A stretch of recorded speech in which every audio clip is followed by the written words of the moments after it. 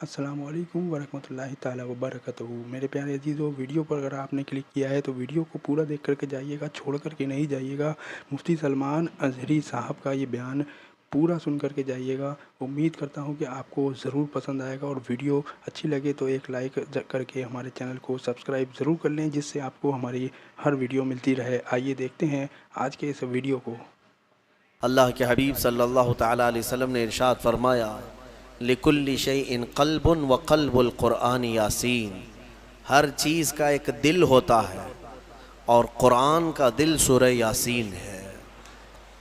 اسی سے آپ اندازہ کریں جس کو قرآن کا دل کہا گیا ہے اس کی کیا اہمیت ہوگی۔ سورہ یاسین کے بڑے فضائل ہیں، احادیث سے بھی وارد ہیں، بزرگوں نے تجربات میں بھی لکھا ہے۔ یاسین مبارک قرآن پاک کا ایک مغز ہے۔ دل کا مطلب تو آپ جانتے ہیں کہ دل جو ہے پورے جسم کے اعضاء میں بادشاہ کی حیثیت رکھتا ہے۔ تو قرآن پاک میں سورہ یاسین، آپ کو معلوم ہونا چاہیے، ہجرت کی رات جب رسول کریم صلی اللہ علیہ وسلم اپنے گھر سے نکل کر مدینے کی طرف جا رہے تھے، اور آپ کے گھر کے اطراف مکہ کے کفار و مشرکین محاصرہ کر کے قتل کے ارادے سے کھڑے تھے، اس رات کو حضور پاک صلی اللہ تعالیٰ علیہ وسلم کے لبوں پر سورہ یاسین کی تلاوت تھی۔ آپ نے مٹی ہاتھ میں اٹھائی اور سورہ یاسین شریف کی تلاوت کرتے رہے، اور اس مٹی کو یوں پھینک دیا یہ کہتے ہوئے کہ شاہت الوجوہ، تم سب کے چہرے برباد ہو جائیں۔ اور وہ مٹی اگرچہ ایک مٹھی بھر تھی، لیکن جتنے لوگ کھڑے تھے سب کے چہروں اور ان کے ناکوں کے قریب گئی، اور وہ بے جان سے ہو گئے اور اندھے ہو گئے۔ حضور پاک صلی اللہ تعالیٰ علیہ وسلم ان کے درمیان سے گزر کر کے گئے، لیکن کوئی بھی آپ کو دیکھ نہ سکا۔ یاسین پاک اس رات کو بھی میرے آقا صلی اللہ تعالیٰ علیہ وسلم تلاوت کرتے رہے۔ اور پھر اس کے فضائل میں بتایا گیا ہے کہ اگر کبھی ایسی مصیبت آئی کہ اس کا کوئی حل نظر نہیں آتا تو سورہ یاسین کی تلاوت کثرت سے کرے، اللہ غیب سے اس کے لیے سبب پیدا فرمائے گا۔ اور اگر کبھی ایسی جگہ پر پھنس گیا جہاں اسے کھانے پینے کی کوئی چیز نہیں ملتی، بھوک کی شدت نے پریشان کر رکھا ہے، سورہ یاسین کی تلاوت کرے، اللہ اس کی بھوک کو کافی فرما دے گا۔ یعنی یہ غذا بھی ہے، شفا بھی ہے، دوا بھی ہے۔ اور سورہ یاسین شریف کے متعلق یہ بھی فرمایا گیا کہ اگر کہیں وہ راستہ بھٹک گیا جنگل میں، صحرا میں، سورہ یاسین شریف کی تلاوت کرے، اللہ اس کو سیدھا راستہ عطا فرمائے گا۔ اب یہ جب جنگل میں بھٹکنے اور صحرا میں بھٹکنے کے لیے سورہ یاسین کی تلاوت کا حکم دیا گیا کہ وہاں تمہیں راستہ مل جائے گا، میں کہتا ہوں پوری زندگی بھر پڑھتے رہو، تاکہ اللہ تعالیٰ زندگی گزارنے کا بھی سیدھا راستہ اس کی برکت سے عطا کرے گا۔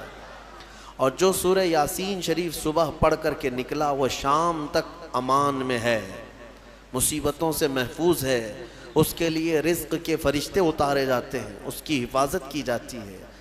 تو یاسین کی بڑی برکتیں ہیں سورہ یاسین میں۔ اللہ تبارک و تعالیٰ نے ان آیات بینات میں جو بیان فرمایا، اس میں اللہ تعالیٰ فرماتا ہے یا حسرتاً علی العباد، قیامت کے دن کے بارے میں کہ افسوس ہے بندوں پر، بندوں پر وہ بندے افسوس کریں گے، ما یاتیہم من رسول الا کانوا بہ مستہزئین، یعنی جب کبھی ان کے پاس کوئی رسول آتا تو اس کا مذاق اڑاتے تھے، مذاق کرتے تھے رسولوں کے ساتھ، نبیوں کے ساتھ۔ ان لوگوں کی جو حشر ہوں گے نا وہ بہت سخت ہیں، قیامت کے دن بہت زیادہ سخت ان کے ساتھ معاملات ہوں گے۔ اللہ تعالیٰ فرماتا ہے الم یرو کم اہلکنا من قبلہم من القرون، کیا اس سے پہلے، صدیوں پہلے ہم نے کتنی ایسی بستیاں ہیں جن کو ہلاک نہیں کیا ہے۔ بہت سارے لوگ رسولوں کا اور نبیوں کا مذاق کرنے کی وجہ سے ہلاک و برباد ہو گئے، ختم ہو گئے۔ پھر اللہ تبارک و تعالیٰ فرماتا ہے کہ عبرت پکڑو اے لوگو، رسول جو آتے ہیں وہ تمہیں بظاہر اگر یوں دیکھتے ہیں کہ وہ پیوند لگے کپڑے پہنتے ہیں، چھوٹے سے گھر میں رہتے ہیں، چھوٹی چھوٹی غذائیں کھاتے ہیں یا فاقہ کشی کرتے ہیں، تو اس کا مطلب یہ نہیں کہ وہ رسول یا نبی مجبور ہوتے ہیں۔ وہ تو فقر کو پسند کرتے ہیں اللہ کی بارگاہ میں، ورنہ ہر نبی اتنا صاحب اختیار ہوتا ہے کہ اگر وہ چاہے تو سونے کا پہاڑ اور چاندی کا پہاڑ اس کے ساتھ ہو، وہ سونے اور چاندی کے محلات میں رہے، لیکن اللہ کے نبیوں نے فقر کو پسند کیا ہے۔ تو اکثر جو قومیں رسول کو ظاہری طور پر دیکھتی تھیں تو وہ مذاق اڑاتی تھی، یہ اللہ کے نبی ہیں، یہ اللہ کے رسول ہیں، ان کا لباس ایسا ہے، ان کے پاس سواری نہیں، ان کا گھر صحیح نہیں، ایسی ایسی باتیں کہہ کر کے مذاق اڑایا کرتے تھے۔ اللہ تبارک و تعالیٰ ان مستہزئین سے کوسوں دور ہمیں رکھے، اور مولا تعالیٰ اسی جماعتوں سے ہمیں محفوظ رکھے۔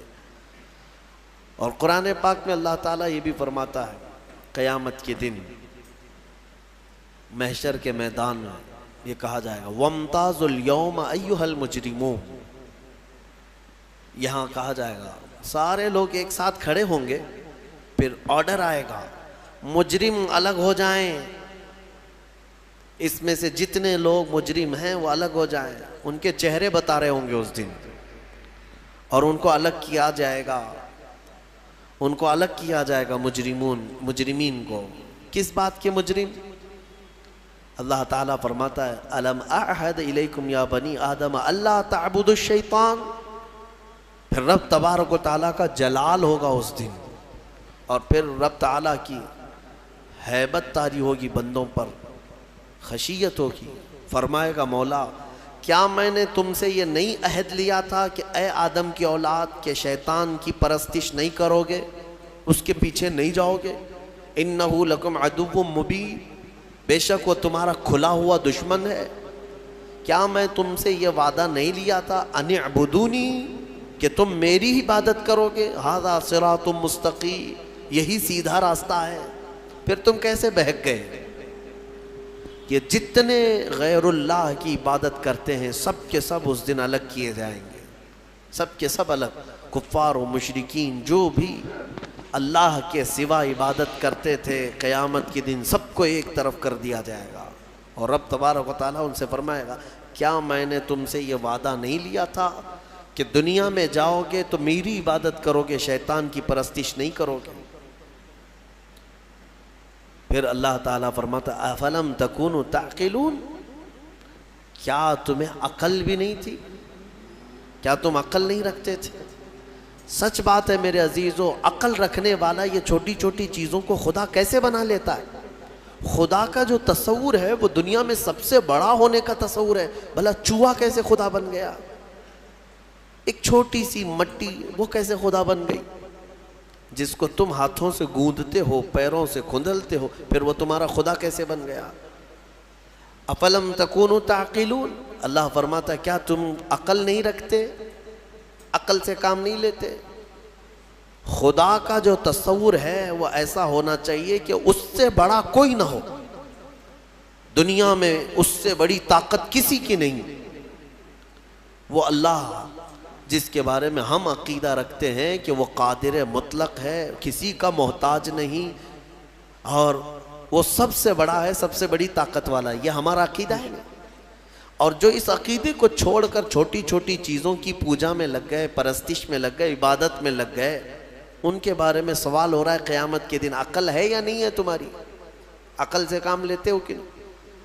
حتیٰ کہ میں آپ کو بتاؤں مصر کی سرزمین میں ہم جب رہتے وہاں کے لوگوں نے اس طرح کی پتھروں کی عبادت یا دوسروں کی عبادت انہوں نے دیکھا نہیں، ماحول پورا اسلامی ہے، بچپن سے مسجدوں کو دیکھا، اللہ کی عبادت۔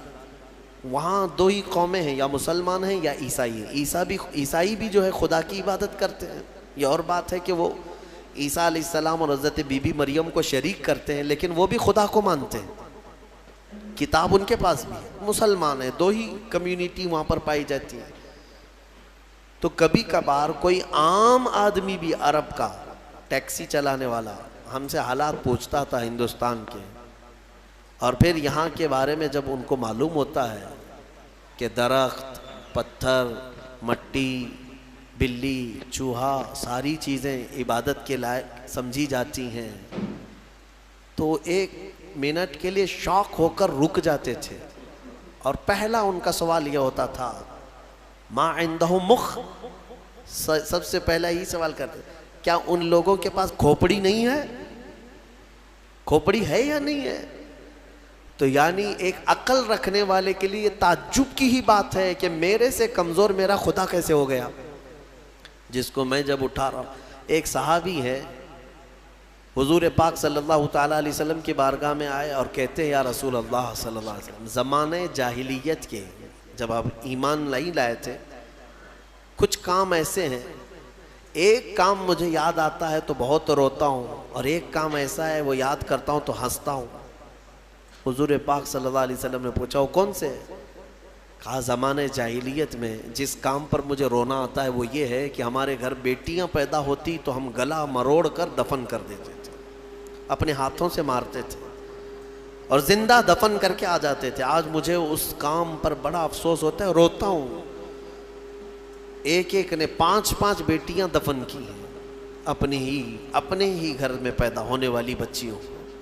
کہتے ہیں یہ کام یاد آتا ہے زمانے جاہلیت کا تو بڑا رونا آتا ہے، اور کہتے ہیں پھر ہنسی کس بات پر آتی ہے؟ وہ کہتے ہیں ہم زمانے جاہلیت میں ہمارے جو خدا ہوتے تھے، آٹے کے خدا ہم بناتے تھے جب کبھی سفر میں جانا ہوتا تھا، اور ہر ایک کا الگ، ہوا کا الگ تھا، بارش کا الگ تھا، دھوپ کا الگ تھا، زمین کا الگ، آسمان کا الگ، بیماریوں سے صحیح کرنے والا الگ، سب کے الگ الگ تھے۔ تو ہم وہ آٹے کے بنا کر کے سفر میں لے کر کے چلتے تھے کہ سفر میں ہمارے ساتھ رہے گا ہمارا یہ خدا، اور اس کی عبادت بھی کرتے تھے۔ اور وہ صحابی کہتے ہیں لیکن بیچ میں کبھی غلہ اناج ختم ہوتا تو کبھی اس کا ہاتھ توڑ کے کھاتے تھے، کبھی پیر توڑ کے بھون کے کھاتے تھے۔ تو یعنی اپنے ہی خدا کو ہم جو ہے ادھر سے ادھر سے توڑ کر کے پکا کر کے کھاتے تھے۔ آج مجھے اس بات پر افسوس ہوتا ہے، ہنسی بھی آتی ہے کہ عقل کے بغیر کیسے کام کرتے تھے۔ بہرحال قرآن یہ سوال کرتا ہے افلم تکونوا تعقلون، کیا تم لوگوں کو عقل نہیں ہے، عقل نہیں رکھتے تھے؟ پھر اللہ فرماتا ہے ہذہ جہنم التی کنتم توعدون، یہ وہی دوزخ ہے جس کا تم کو وعدہ کیا گیا تھا، آؤ اس میں۔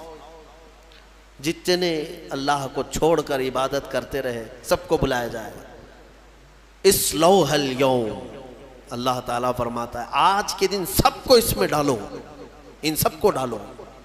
جہنم کی کیفیت کیا ہوگی پتہ ہے؟ جہنم اس دن پکڑ کر کے لائی جا رہی ہوگی، فرشتے اس کو لا رہے ہوں گے۔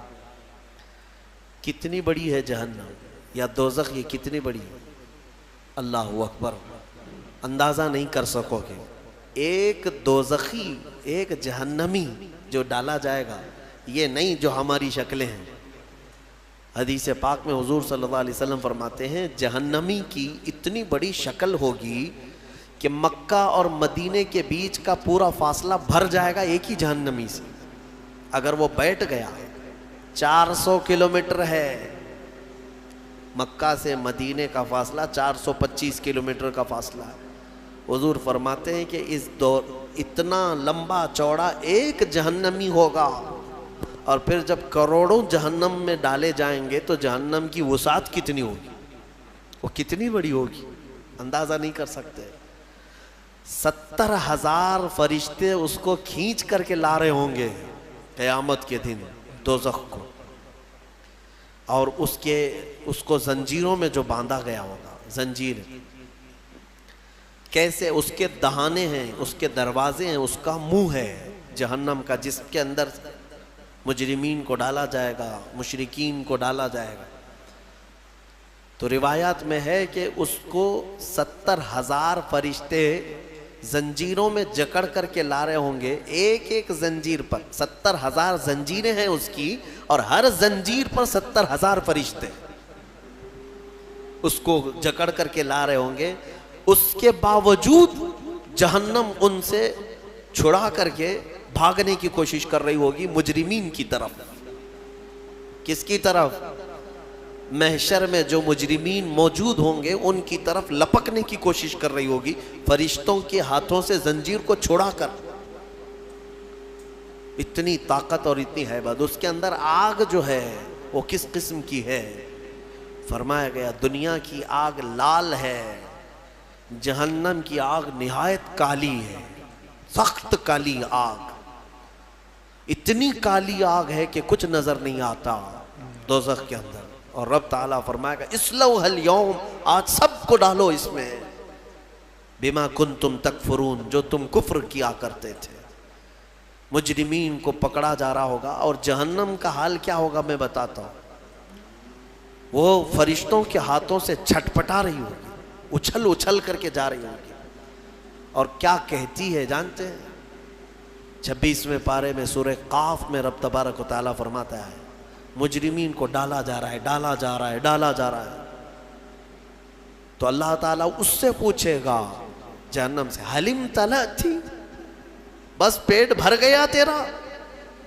جہنم کہتی وہ تقول حل من مزید، وہ کہے گی اے اللہ اور کچھ زیادہ ہو جائے، اور کچھ زیادہ ہو جائے، اور کچھ انسانوں کو ڈال۔ اس دن وہ پکارتی رہے گی اور میرے اندر ڈالا جائے، اور میرے اندر ڈالا جائے۔ اور جانتے ہیں جب اس کی آگ کم پڑنے لگ جائے، دھیمی ہونے لگ جائے، تو آگ بھڑکانے کے لیے انسانوں کو اور پتھروں کو گرایا جائے گا، اس کا ایندھن ہے۔ جیسے پیٹرول ڈالنے سے آگ بھڑک جاتی ہے، جہنم کی آگ انسانوں اور پتھروں کو ڈالتے ہی بھڑک جائے گی۔ یہ جہنم کی کیفیت ہے دوزخ کی۔ سبحان اللہ۔ میرے عزیزو، امید ہے آپ کو ویڈیو اچھی لگی ہوگی۔ ویڈیو آپ کو کیسا لگا ہمیں کمنٹ باکس میں ضرور بتائیے گا۔ ملتے ہیں کسی اور ویڈیو میں، نئے ٹاپک کے ساتھ میں، نئے ویڈیو کے ساتھ۔ تب تک کے لیے السلام علیکم ورحمۃ اللہ تعالیٰ وبرکاتہ۔